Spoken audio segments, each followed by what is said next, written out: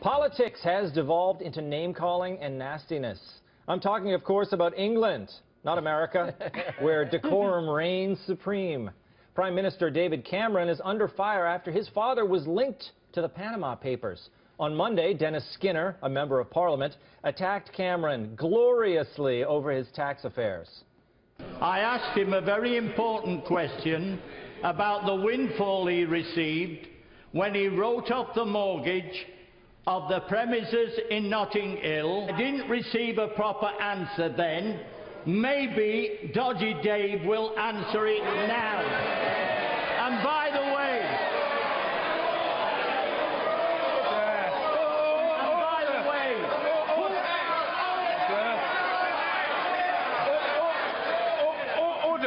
Order.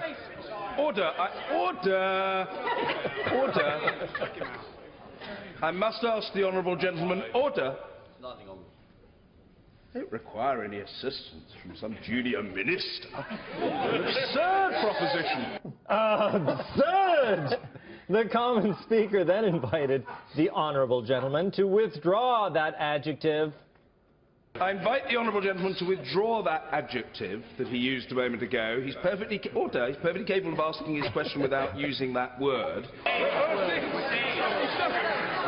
I think he knows the word beginning with D and ending in Y that he inappropriately used. Skinner obeyed and asked the question in a more respectful manner. this man has done more to divide this nation than anybody else. He's looked after his own pocket. I still refer to him as Dodgy Dave. Do what you like. He's hammered. They look like they took notes from some of like American politics. I was just waiting for them to have a beef. That was a strong beef. The last beef I saw like that was between Tupac and Biggie, and it's in the Parliament. I think that was the best impression of a Donald Trump impression I've ever seen, man. Well, listen, maybe we're just catching up to our men across the pond. Skinner was ejected from the premises. He's been ejected several times.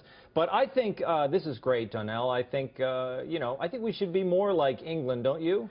I was just waiting for, like, Parliament funk to just come in. It would have been a good time right there for them to play One Nation Under a Groove right in that moment. I think we should learn a lot from them. Order, Jedediah. I mean, I think that this is a lot of fun. And I think our own halls of Congress, we should emulate them. I mean, look, people complain about what's happening at Trump rallies and things like that, but it's emotion. I like it. I think our candidates need an accent. I think the only thing missing is an accent. When you listen to someone with an accent, stuff sounds better.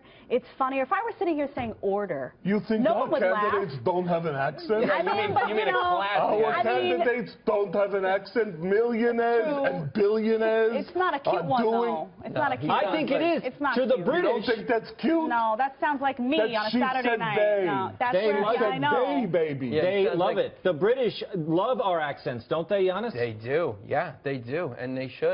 Because Bernie sounds like he's a substitute teacher from Brooklyn. So, doesn't he sound like he's been teaching math to urban youth for the last 20 years?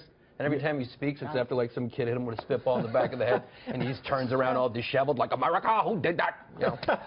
That's what he had to deal with people like you. You're from Brooklyn, right? I'm from Brooklyn, yeah. So I've seen many Bernie stands. It's like having the dude who runs your deli run for president. It's a little weird. Yes. It's like, can I get a knish? And also, you got my vote. So. Well, look, we have this reputation in the United States, but in England, obviously, they have the same behavior problems over there, don't they? Well, look, the Parliament room, the chamber of the House of Commons is actually incredibly small. Yeah. Like our Congress, everyone's sort of sitting around lounging, the senators are falling asleep, the congressmen are doing the crossword puzzle. These guys are smushed in to this little space. They're up on like 3 little levels. It's like the worst theater in the round you've ever seen. And you got that guy, the Commons Speaker, has the worst tie I've ever seen. Did you see his tie? It's got like little moons on it. It's the worst. I mean, he looked like one of the worst ties I've ever. Look, Cameron has a nice tie on, and even Skinner's got like a decent, half-decent tie.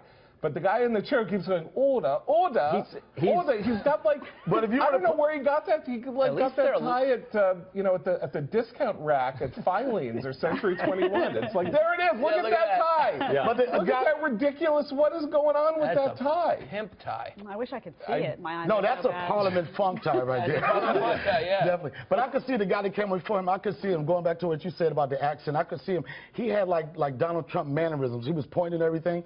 All he needed was an accent like, I want to build a huge wall. It's going to be the greatest wall of all. I'm telling you, and I'm going to get the Mexicans to pay for the wall. That would be funny. Donald Trump with a British accent will win. And it sounds better with a British accent. It does. Everything It doesn't sound offensive at all, does it? Everything does. This made me feel better, though, because I've been talking about the fall of American culture, like the fall of civilization as we know it. It's not just us. It's everybody. It's everybody. We're all ruined.